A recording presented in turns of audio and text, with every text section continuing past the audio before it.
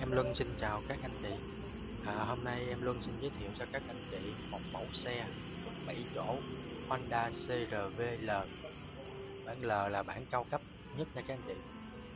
Bản L, bản cao cấp được trang bị thêm là cửa sổ trời toàn cảnh, kính hậu bên trong chống chóa, rồi đèn sương mù là bây giờ đèn LED và cấp điện.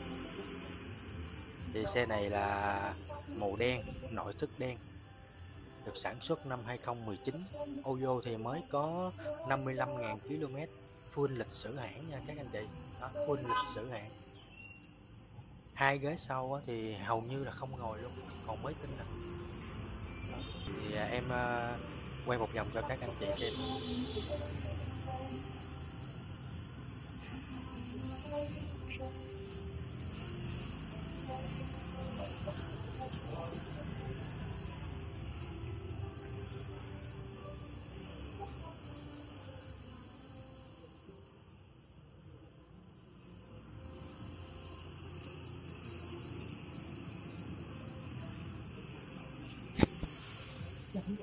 4 lớp này là Michelin đắt cuối năm 2024.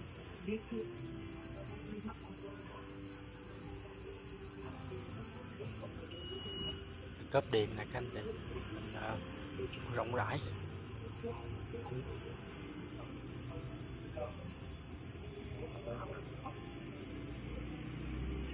Cái xe này thì em đang chào bán là 740 triệu nha các anh chị, có xem là có bớt nha.